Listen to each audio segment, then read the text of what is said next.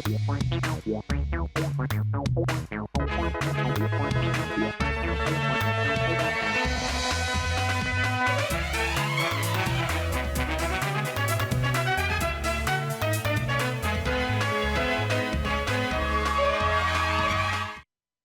मेरा नाम है श्रुति जोशी। आइए एक नजर डालते हैं आज की हेडलाइंस पर।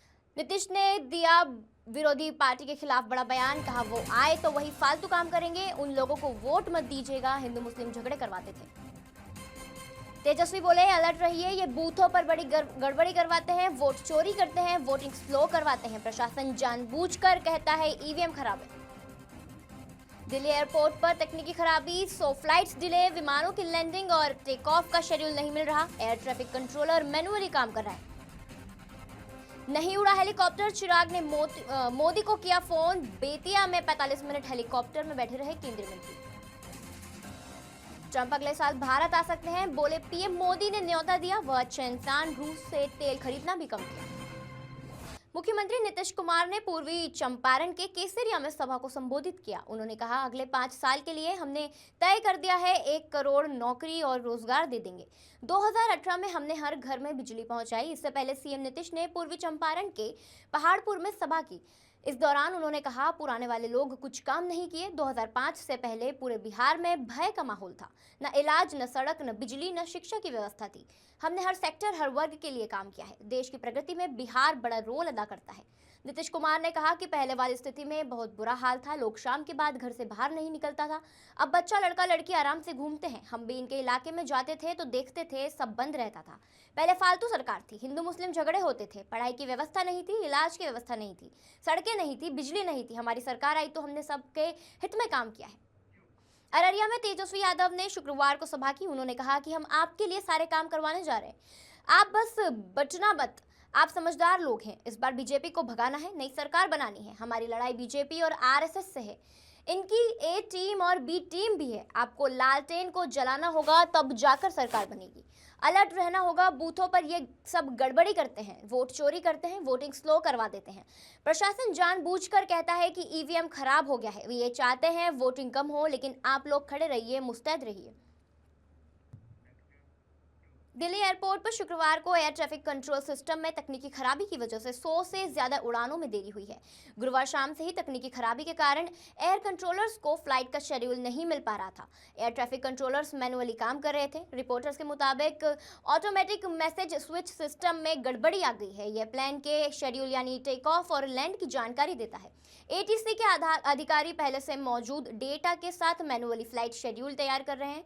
इसके चलते कई फ्लाइट्स 50 मिनट तक देरी से उड़ी।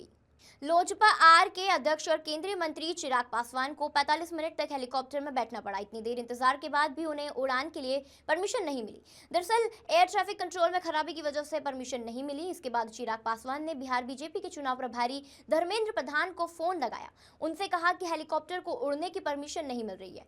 इस पर धर्मेंद्र प्रधान ने कहा सबकी वही स्थिति है, ऐसी प्रॉब्लम है। इसके बाद केंद्रीय मंत्री ने प्रधानमंत्री मोदी को फोन किया। उनसे भी हेलीकॉप्टर के उड़ान के लिए परमिशन नहीं मिलने की शिकायत की।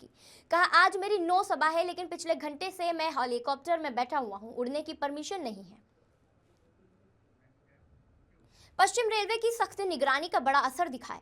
अप्रैल से अक्टूबर 2025 के बीच टिकट रहित यात्रियों पर की गई कार्रवाई से रेलवे ने 121 करोड़ रुपए से ज्यादा का जुर्माना वसूला है। यह पिछले साल की तुलना में 51% ज्यादा और रेलवे बोर्ड के तय लक्ष्य से 14% अधिक है। पश्चिम रेलवे के वरिष्ठ वाणिज्य अधिकारियों की देखरेख में लगातार टिकट चेकिंग ड्राइव्स की जा रही है। चाहे मुंबई उपनगरीय रेल हो, मेल एक्सप्रेस ट्रेन हो या फिर स्पेशल ट्रेनें, इन अभियानों का मकसद है बिना टिकट और अनियमित यात्रा पर रोक लगाना, ताकि सभी यात्रियों को मिले आरामदायक और परेशानी मुक्त यात्रा। अकेले अक्टूबर महीने में ही 3.29 लाख बिना टिकट या अनियमित यात्रियों को पकड़ा गया था और उनसे 24 करोड़ रुपए का जुर्माना वसूला गया था। यह आंकड़ा पिछले साल के अक्टूबर महीने की तुलना में 2 गुना हो चुका है। ऐसी लोकल ट्रेनों में अधिनिकृत विशेष प्रवेश रोकने के लिए भी बार बार सरप्राइज चेकिंग ड्राइव चलाए जा रहे हैं। इसके तहत अप्रैल से अक्टूबर 2025 के बीच करीब 62,000 यात्रियों को पकड़ा गया है और उनसे 2 करोड़ रुपए का जुर्माना वसूला गया है। यह पिछले साल की तुलना में 76% ज्यादा है। पश्चिम रेलवे के मुख्य जनसंपर्क अधिकारी विनीत अभिषेक ने बताया, यह सफलता रेलवे टीम की मेहनत और यात्रियों के प्रति समर्पण का परिणाम है। रेलवे ने जनता से अपील की है हमेशा वैध टिकट के साथ यात्रा करें और जिम्मेदार नागरिक बने। 9 महीने पहले वीर नर्मद दक्षिण गुजरात यूनिवर्सिटी के एक कर्मचारी की फर्जी हस्ताक्षर का इस्तेमाल कर एथलेटिक्स ट्रैक का उपयोग करने का मामला सामने आया है। अब उसी निजी स्पोर्ट्स एकेडमी को दोबारा एथलेटिक्स और ट्रैक का इस्तेमाल करने की अनुमति दे दी गई है। इससे यह सवाल उठ रहा है कि आखिरकार सरकारी संपत्ति का बार बार दुरुपयोग करने वालों को कैसे फिर से अनुमति मिल रही है। जानकारी के अनुसार उस एकेडमी के कोच ने महीनों तक नकली रसीदों के जरिए ट्रैक का अनधिकृत उपयोग किया था और झूठी सहियों से बोगस आई कार्ड बनवाए थे। इस पूरी घटना ने वीर नर्मद दक्षिण गुजरात यूनिवर्सिटी की साख पर सवाल खड़े कर दिए हैं और एक बार फिर यूनिवर्सिटी प्रशासन की कार्यप्रणाली पर उंगली उठाई गई है। मोडासा से उत्तर भारत की यात्रा कर लौट रहे पर्यटकों के साथ हादसा हो गया।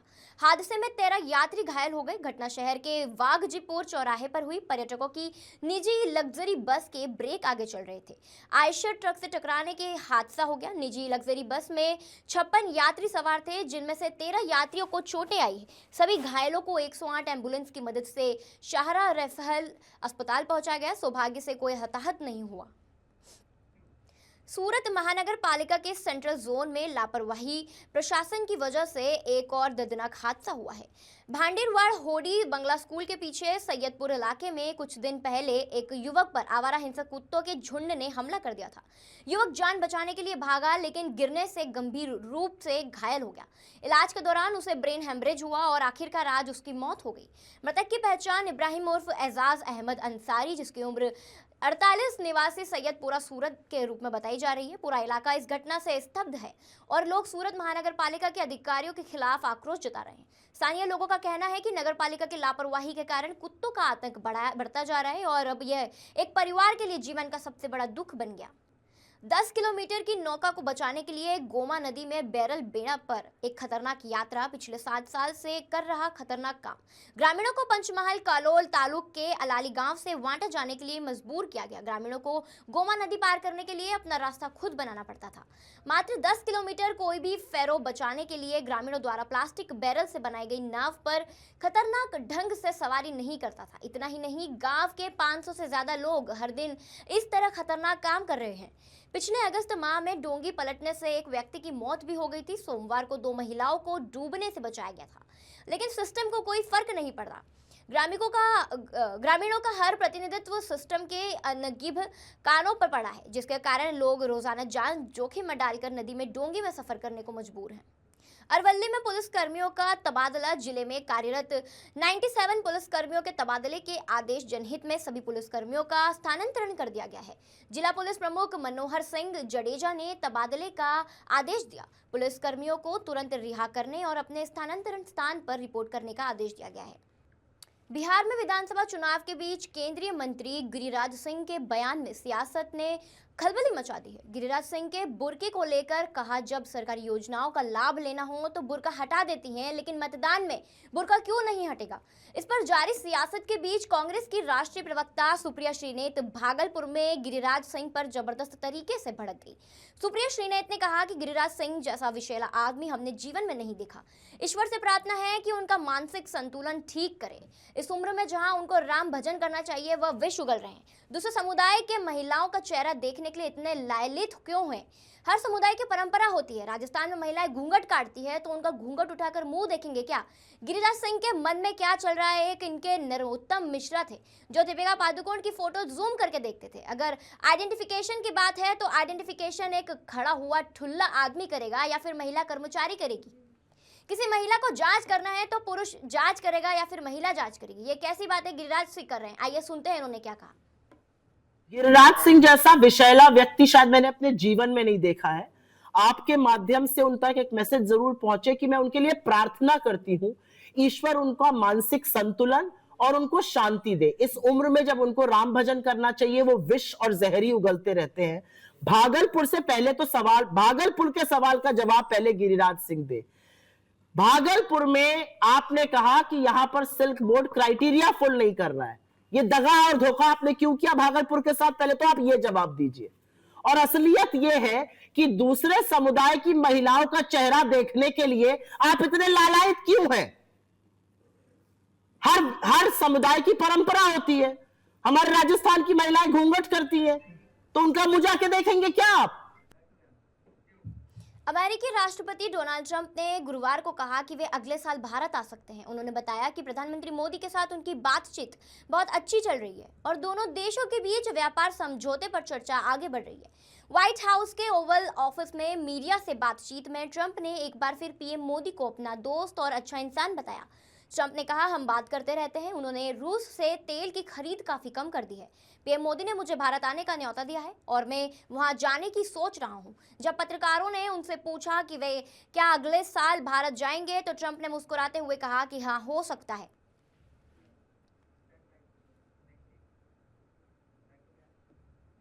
असम के मुख्यमंत्री हिमंत बिस्वा शर्मा के बयान पर राष्ट्रीय जनता दल के प्रवक्ता एजाज अहमद ने तीखी प्रतिक्रिया व्यक्त करते हुए कहा कि ये लोग मुद्दे की बात पर नहीं और धर्म और भरम की राजनीति पर वोट लेना चाहते हैं। लेकिन बिहार की जनता अब नफरती दंगाई अलायंस से ठुकराना चाहती है, क्योंकि 20 सालों में इन लोगों ने जनता और जनता के हितों के लिए कोई काम नहीं किया। बिहार में तेजस्वी के घर, नौकरी, महिलाओं के सम्मान और सुरक्षा, बिहार के विकास को आयाम देने की राजनीति को लोग पसंद कर रहे हैं और बिहार की जनता का तेजस्वी जी के नेतृत्व को जिस तरह से समर्थन और विश्वास मिल रहा है, उससे भाजपा और एनडीए के लोग बेखलाहट में इस तरह की भाषा इस्तेमाल कर रहे हैं। संकल्प है कि हर घर नौकरी हो, हर लोगों को काम हो, बिहार में महिलाओं का सम्मान हो, महिलाओं की सुरक्षा हो।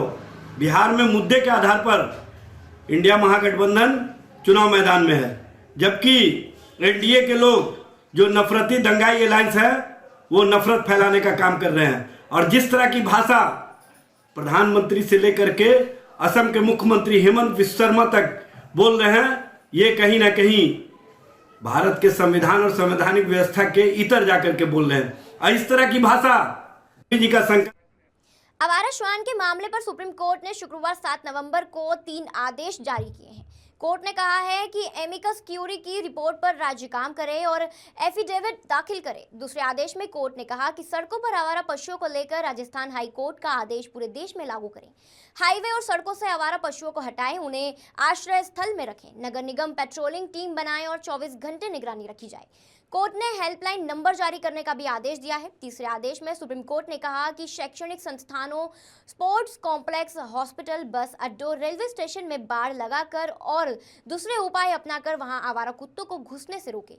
वहां आवारा श्वान को न रहने दे, उनका वैक्सीनेशन और स्टेरिलाइजेशन कर शेल्टर होम में रखे। कोर्ट ने 8 सप्ताह में अपने आदेश को लागू करने के लिए कहा है।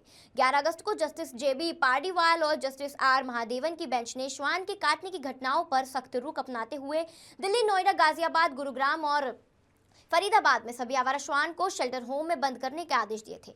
एनिमल लवर्स इसके विरोध में सुप्रीम कोर्ट तक पहुंचे और चीफ जस्टिस के सामने मामला रखा, जिसके बाद मामला 3 जजों की बेंच को भेजा गया।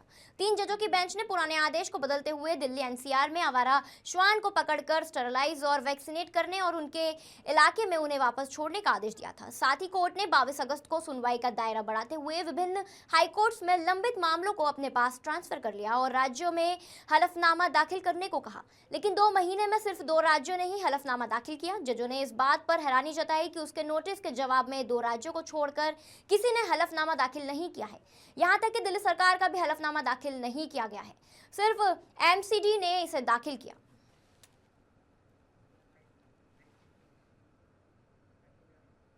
मतदान प्रतिशत में बढ़ोतरी पर केंद्रीय मंत्री चिराग पासवान ने कहा कि 2005 में एनडीए की सरकार बनी थी। इसके बाद 2010 में इसी तरीके के मतदान हुए थे और एनडीए की प्रचंड बहुमत की सरकार बनी थी और अधिक सीट जीती थी। उसी तरीके से इस बार भी प्रोकेम्बेसी है और देखा जा रहा है कि हमारे प्रधानमंत्री नरेंद्र मोदी वर्ष से लगातार बिहार दौरे पर आ रहे हैं। बिहार और बिहारी के लिए योजनाओं को समर्पित कर रहे हैं। मतदान प्रतिशत में बढ़ोतरी कहीं ना कहीं एनडीए के प्रति लोगों का विश्वास दिखाता है। अब परिणाम आने में ज्यादा दिन नहीं बचे हैं। प्रथम चरण के 121 सीटों में 100 से करीब सीट हम लोग जीत रहे हैं। आइए सुनते हैं चिराग पासवान ने और क्या कहा। आज मैं ये मानता हूं, जिस तरीके से प्रोकम्बेंसी है, जिस तरीके से डबल इंजन की सरकार के ऊपर जनता का विश्वास बढ़ा है, पिछले 1 साल से मेरे प्रधानमंत्री जी ने जो निरंतरता में बिहार आकर बिहार और बिहारियों के लिए योजनाओं को समर्पित करने का काम किया, इसने विश्वास बढ़ाया है हमारी डबल इंजन की सरकार के ऊपर। और मैं ये मानता हूं कि ये जो मत प्रतिशत बढ़ा है, ये उसी विश्वास की वजह से बढ़ा है। और बहरहाल अब ज़्यादा दिन बचे नहीं है, 14 तारीख को तो परिणाम आ ही जाएंगे। पर जो फीडबैक हम लोग के पास आ रहा है, जितने सर्वेस, जितने रुझान हम लोग के पास आए हैं, इस बात में हम लोग को कतई कोई संदेह नहीं है कि आउट ऑफ 121 सीट्स हम लोग 100 सीटें, 100 के आसपास की सीटें हम लोग बहुत आराम से जीत रहे हैं। मैं खुद अगर अपनी सीटों की बात करूं, 14 सीटों पर हम लोग चुनाव लड़ रहे थे, मैं मरौड़ा को भी उसमें जोड़ रहा हूं, जिसमें निर्दलीय प्रत्याशी को एनडीए ने अपना समर्थन दिया। अगर मैं उनकी भी मैं बात करूं तो 14 की 14 सीटों पर कल रात भर तक हम लोग फीडबैक ले रहे थे। 14 की 14 सीटें पॉजिटिव हैं और मैं मान रहा हूं कि ये सीटें भी हम लोग जीत रहे हैं। सीबीआई ने पंजाब के पूर्व डीजीपी मोहम्मद मुस्तफा और उनकी पत्नी रजिया सुल्तान और अन्य के खिलाफ उनके बेटे अकील अख्तर, जो कि 35 साल की हैं, उनकी हत्या के मामले में एफआईआर दर्ज की है। अकील अख्तर 16 अक्टूबर को हरियाणा के पंचकुला में संदिग्ध परिस्थितियों में पाए गए थे। अधिकारियों ने यह जानकारी दी। एफआईआर के अनुसार मृतक और उसके परिवार के बीच असंतोष पनप रहा था। एफआईआर इस आरोप पर दर्ज की गई है कि पंजाब के पूर्व डीजीपी मोहम्मद मुस्तफा और पंजाब की पूर्व लोक निर्माण मंत्री रजिया सुल्तान के बेटे अकील अख्तर, जो वर्तमान में पंचकूला के मनसा देवी मंदिर के पास सेक्टर 4 में रहते हैं, उनकी 16 अक्टूबर को संदिग्ध परिस्थितियों में मौत हो गई। मुस्तफा ने अपने बेटे को खोने के एक पिता के लिए सबसे बड़ा दुख बताया और इस बात पर जोर दिया कि अकील 18 साल से ड्रग्स की लत से जूझ रहा था। उन्होंने अपने बेटे की मौत का कारण ओवरडोज बताया और गड़बड़ी के आरोपों को छोटी राजनीति बताया। उन्होंने कहा कि एक पिता के लिए अपने इकलौते बेटे को खो देने से बड़ा कोई और दर्द नहीं हो सकता। मुस्तफा ने कहा कि मैं जांच में पूरा सहयोग करूंगा, अगर मैं दोषी हूं तो मैं फांसी पर चढ़ने को तैयार हूं। न्यायाधीश सीजीआई भूषण गवई ने कहा है कि मुंबई में बनने वाली नई बॉम्बे हाईकोर्ट इमारत फिजूल खर्ची से दूर रहे और न्याय का मंदिर बने, न कि 7 स्टार होटल। बुधवार को बांद्रा में इस इमारत की नींव रखने के बाद एक सभा को संबोधित करते हुए सीजीआई गवई ने जोर दिया कि नई इमारत समाजवादी ढांचे की तरह न दिखे, बल्कि संविधान में निहित लोकतांत्रिक मूल्यों के अनुरूप हो।